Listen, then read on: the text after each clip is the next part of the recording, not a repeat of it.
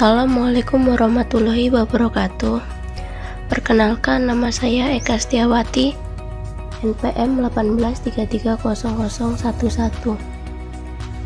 Saya di sini akan menjelaskan tentang eksperimen saya yang berjudul pengaruh air garam terhadap cepat rambat bunyi di udara pada tabung resonansi, yang diampu oleh Bapak Riswanto MPDSI. Tujuan eksperimen yang pertama, mengetahui apakah air garam mempengaruhi cepat rambat bunyi di udara. Yang kedua, mengetahui perbandingan antara nilai cepat rambat bunyi di udara pada percobaan dengan nilai cepat rambat bunyi di udara pada teori. Manfaatnya, yang pertama, agar dapat mengetahui apakah air garam mempengaruhi cepat rambat bunyi di udara. Yang kedua, agar kita mengetahui perbandingan antara nilai cepat rambat bunyi di udara pada percobaan dengan nilai cepat rambat bunyi di udara pada teori. Alat dan bahan yang saya gunakan, yang pertama, paralon, yang kedua, garpu tala, yang ketiga, tongkat pengukur, yang keempat, pemukul, yang kelima, garam, dan yang keenam, air. Prosedur percobaan. Yang pertama, menyiapkan alat dan bahan.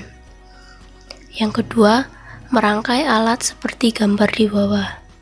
Yang ketiga, memasukkan garam ke dalam ember berisi air, lalu hingga aduk sampai rata. Yang keempat, mengisi paralon dengan air garam. Kemudian yang kelima, mengukur tinggi air sebagai L1. Yang keenam, menggetarkan garpu tala pada ujung pipa. Yang ketujuh, mengangkat ke atas tongkat pada pipa air hingga terdengar lebih nyaring. Yang kedelapan, apabila sudah terdengar nyaring, mencatat ketinggian air sebagai L2. Yang terakhir yaitu melakukan analisis data.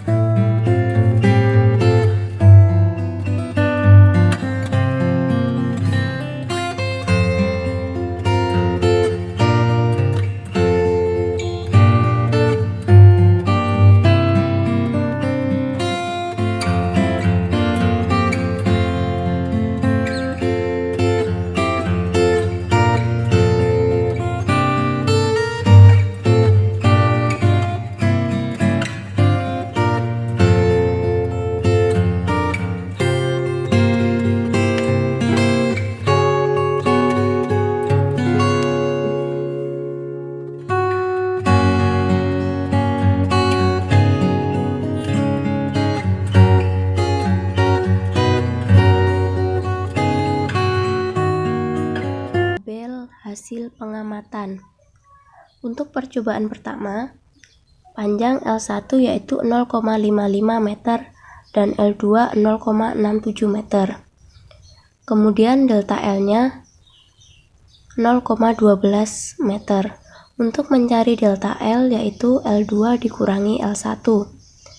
Frekuensi yang digunakan yaitu 288 Hz. Kemudian kecepatan udara pada teori yaitu 340 meter per sekon. Dan panjang gelombangnya yaitu 0,24 meter. Untuk mencari panjang gelombang yaitu 2 dikali delta L. Kemudian cepat rambat bunyi pada saat percobaan yaitu 69,12 meter per sekon.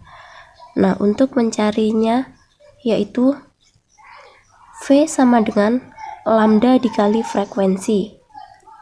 Yang kedua, percobaan kedua, dengan L1 0,65 meter dan L2 0,73 meter. Delta L-nya 0,08. Untuk mencari delta L yaitu L2 dikurangi L1 dan frekuensi yang digunakan yaitu sama, 288 Hz. Cepat rambat bunyi di udara pada teori yaitu 340 meter per sekon dan panjang gelombang yang diperoleh yaitu 0,16 meter.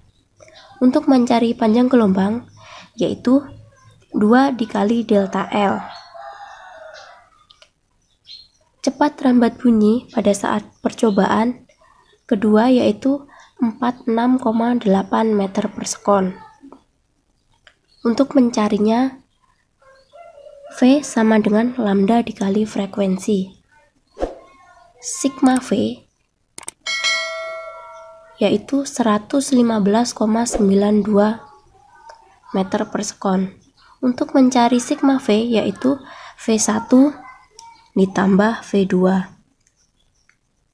Kemudian V bar atau V rata-ratanya yaitu 57,96 meter per sekon.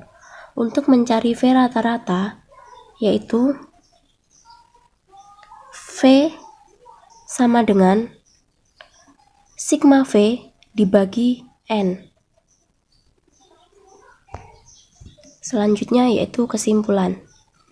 Berdasarkan percobaan yang saya lakukan, dapat disimpulkan bahwa nilai cepat rambat bunyi di udara yaitu 340 meter per sekon. Sedangkan nilai cepat rambat bunyi rata-rata di udara pada saat percobaan yaitu 57,96 meter per sekon. Dan perbandingannya sangat jauh dari cepat rambat bunyi pada teori. Hal ini disebabkan karena air garam menghambat suara pukulan dari garpu tala sehingga dapat dikatakan bahwa air garam mempengaruhi cepat rambat bunyi di udara. Cepat rambat bunyi juga dipengaruhi oleh ketinggian air. Semakin besar ketinggian air, maka cepat rambatnya semakin kecil. Testimoni tentang fisika. Mengapa harus belajar fisika? Fisika itu sulit, begitulah yang dikatakan sebagian besar orang. Padahal, fisika hanyalah ilmu yang mempelajari fenomena alam dan mengembangkannya menjadi konsep, teori, dan hukum agar dapat membantu kehidupan manusia. Itulah sebenarnya fisika. Tidak perlu pintar matematika buat bisa belajar fisika. Yang diperlukan adalah ketekunan, kegigihan, dan daya juang. Jadi gimana? Ayo kita belajar fisika bareng dan mari bergabung bersama kami di Pendidikan Fisika Universitas Muhammadiyah Metro. Demikianlah yang dapat saya sampaikan. Saya akhiri. Wassalamualaikum warahmatullahi wabarakatuh.